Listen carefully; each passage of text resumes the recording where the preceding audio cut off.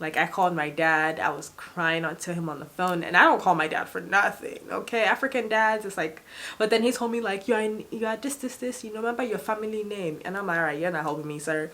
Call my mom, she started praying. I said, you're not helping me either. So I was just so unhappy.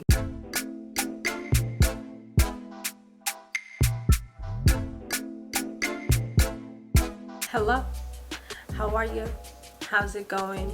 It's your girl Bukola Ebis coming at you live. It's not live because I pre-record all my stuff, stuff.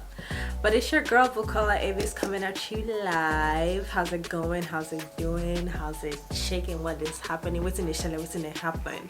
Okay. Also, if we're paddy like that, why did I say paddy that way? If my cousins were to see me now, the insults that I'll be getting about my Yoruba. Anyway, if we're petty like that, if we're close like that, you can call me Buki. My nickname is Buki. I go by Buki all the time, but officially, we're Bukola Ebis. In today's video, I am going to be talking about something that I have been struggling with for the past 5 years of my life. Maybe even more. And yes, this is 100% self-diagnosed. I am not a professional. Everything that I'm saying in this video is pertaining to me and my own personal experience, okay? Again, my own personal experience. I am not a professional. This is 100% self-diagnosed. Even though I did go to therapy, but then I stopped going when she retires. So that says something about me. Anywho, welcome back to the channel. Don't forget to follow me on Instagram, follow me on TikTok. I have a podcast as well, Gen Z Thoughts. Everything will be linked down in the description below. And don't forget to hit that like button if you like what you're hearing in this video, if you're liking what you're seeing in this video. And also comment down below, subscribe, help your girl out. I'm trying to build a community, so subscribe, be a part of that. In this video, I am going to be talking about my personal experience with seasonal depression.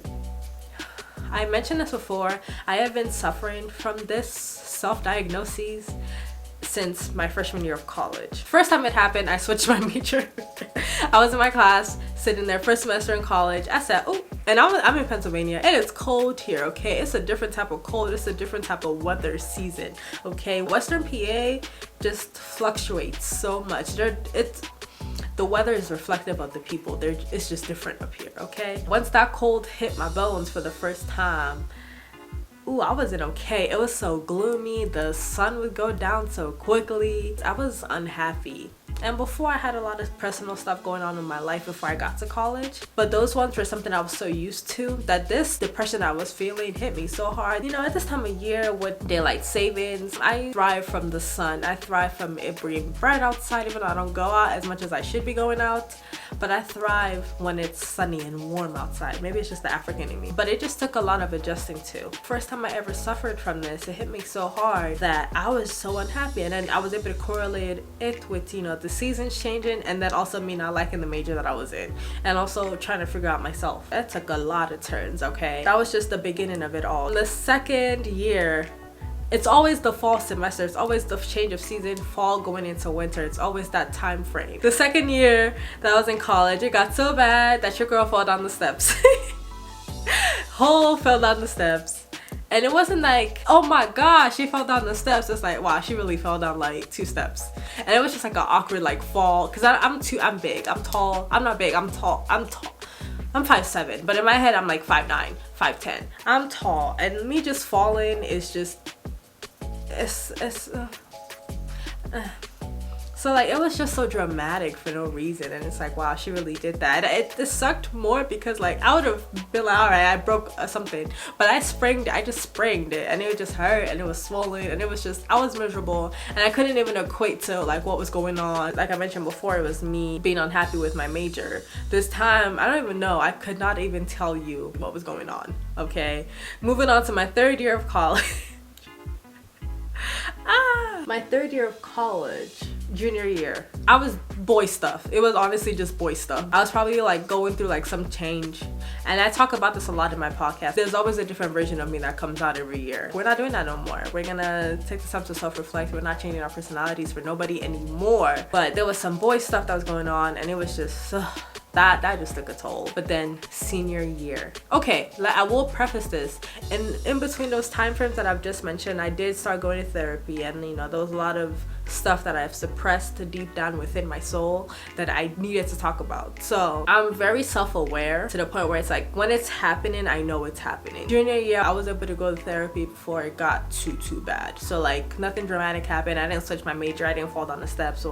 And also like junior year was when like I was wearing a lot of hats on campus. Like I was student leader. I was starting my own organization. I was doing a whole bunch of stuff that I couldn't afford to like just fall off the surface of the earth and hide in my room. I also had people who were relying on me. I had friends who were holding me accountable, checking up on me. So like junior year was more manageable. Senior year, because I stayed an extra semester, so I'm trying to figure out which senior year one I want to talk about. Oh yeah, that one. That was bad. Okay, your girl. Only a handful of people know about this, but like I felt, oh my classes, I was so unhappy. Like I called my dad, I was crying to him on the phone, and I don't call my dad for nothing, okay? African dads, it's like, but then he told me like, you are this, you remember your family name? And I'm like, all right, you're not helping me, sir. Call my mom, she started praying. I said, you're not helping me either. So I was just so unhappy. I was negative all the time. It took a toll in the way I was communicating with my friends. I feel as though like no one wanted to be around me because I was just so sad. And even I didn't want to be around me. I had to give up my cat because like he was just destroying my apartment. It was a lot just happened. And I just didn't know what to do. I felt I was lost. I didn't know what to do. So then my final semester in college, I decided enough was enough. We're not doing this because I needed to graduate. Okay, fall 2019 was when I said enough is enough. Okay, we gotta graduate. Whatever this depression thing that's going on, it has to go. Because at the end of the day, why is this happening? And I probably could have done some research as to seasonal depression and why it is, but nope. That's not the type of person I am. I didn't know. So the last semester before I graduated, I think the hope and the mindset of I have to graduate was the thing that kept me going. But then I ran into post-grad depression afterwards. So it was like, dang, I can't catch a break. However, even though I've been talking for 8 minutes now, going into, it's officially 2020, the end of it. It's starting to get cold outside. I'm starting to notice it's creeping up. But one thing I told myself before we hit fall was I am going to do the things that I can do to combat this seasonal depression. So I gave you that long spiel to lead into the point of how can we survive seasonal depression 2020 together, okay? 2020, how we surviving seasonal depression? How are we gonna survive that together, okay? And I tried to make a list at work, but I was starting to get unhappy at that time, so I just stopped it. So I decided, I'm gonna talk about the things that I do to help me reset. So the number one thing that I have told myself this, and I think I've mentioned this in previous video, is to start to notice my space, my room, my car, my whatever, how I look, how I dress is a big reflection of how I'm feeling internally. So I told myself going into this new year, or going into ending of the year, we're gonna stay as clean and as organized as we can. And I've been doing a pretty good job in that. I've been keeping my space clean. So whenever I notice that my room's starting to get a little too cluttered, that I'm walking in and it's like, whoa, I don't like this. Because normally before, whenever like I was going through SD, seasonal depression, my room, my car was a mess.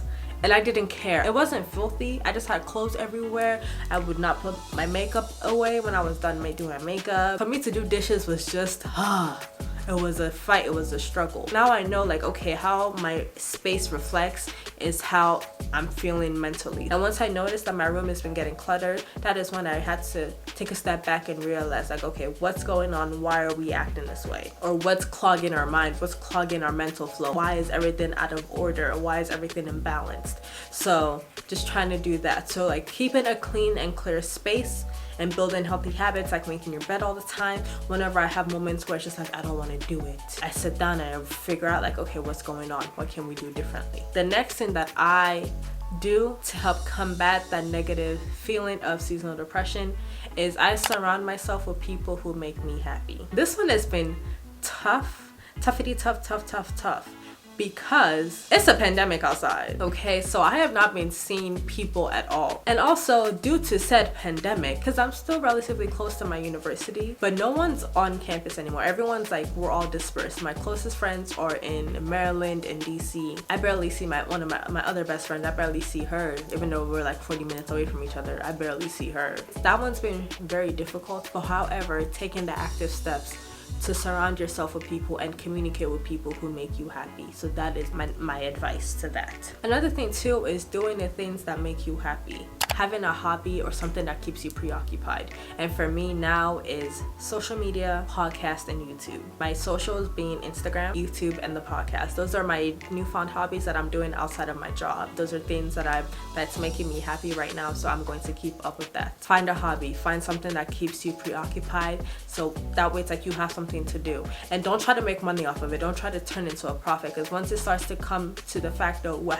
how can I turn this hobby into a profit or into like a market, then it takes the joy out of it, because then you're so consumed with making money off of it that it becomes muddied. It's not a hobby anymore, it's a job. So doing stuff that makes you happy. And for me, I'm not making money off of nothing. Eventually I would like to, but I'm not in that mind space yet. I want to just do this as a way to help me reach that form that I'm looking for, help you, if you're watching, reach that form that you're looking for. My next point is do the things that make you happy. For me, it is sitting there eating whatever I want to eat and watching anime. Okay, we all know your girl Buki loves anime, and for me, I will sit on my couch hours on end binge watching, and I don't want to hear anybody saying anything. Okay, that doesn't if for you resetting and relaxing is sitting there binge watching a show, do it. I support it, because at the end of the day, it's not as if you do that 24/7 all the time. If you're doing that, okay, maybe we need to get up, stretch them bones out, stretch them limbs out. Okay, however, that's what makes me happy. That is my happy place, just sitting there watching anime. But I try not to do it too much, so that way it's something I can look forward to. So for me, I will have animes that I watch every single week that I keep up with. Like fall anime has been beautiful this year. Before, I would watch it the day it comes out, but I'll let it rack up for the week, and then I'll have a set day when I'm not working to binge watch it. I did that Friday. Today is Sunday. We're filming today. So finding that balance, doing the things that make you happy, relaxing, finding a hobby, but also doing your guilty pleasures. My guilty pleasure is just sitting there and photosynthesizing in front of the TV. Okay, if that's what's gonna help you, please go ahead and do it. And my last point is going to be, if you're in the position to, if you have the ability to do it, get some professional help. Get her done. Talk to somebody. Talk to an unbiased party. Because at the end of the day, sometimes your friends will tell you what you want to hear. Even those friends who are very harsh tell it to you how it is, they're going to tell you what you want to hear. Or they're going to tell you something that you need to hear, but they're going to tell it to you how you want to hear it. So it might get a little lost in translation sometimes. Seek professional help. Okay, if it's to the point where it's so crippling, where you're falling down the steps, get some help. Talk to somebody, because that's their job. They're there to listen to you. Granted, they're taking money out of your pocket. Sometimes insurance doesn't cover it. I know it's not easily accessible to everyone, but you know, it's 2020. There's so many resources out there available on the internet that you can use. You're not in this alone. If you feel as though your family isn't supportive, you don't have people around you who understand. Social media is so vast. I see Gen Z just using TikTok to the best of their abilities. Okay, people will really make a video, be like, I'm not happy, and then you just see comments flooding with people just like saying, you're not alone, we're here with you. Like, I feel supported on the internet just as much as I do in real life. And sometimes I know, yes, the internet is toxic, blah blah blah blah. However, if you're not constantly engaging with toxicity and negativity, you will surround yourself with positive things. Find a way that you can communicate with somebody, and I'll try my best to find some resources that I can link down below that will help. And I think that's where I'm gonna end today's video. Thank you so much for listening to everything that I have to say. Don't forget to hit that like. Don't forget to comment down below. And the question for this video, what is the question, Bukola? When was that moment when you realized that enough was enough? We're going to find a way to fix this issue. That's the question. It's a very long question, but if you're comfortable enough to share, I would love to hear it down in the comments below, and I'll do my best to respond to every single one that I can.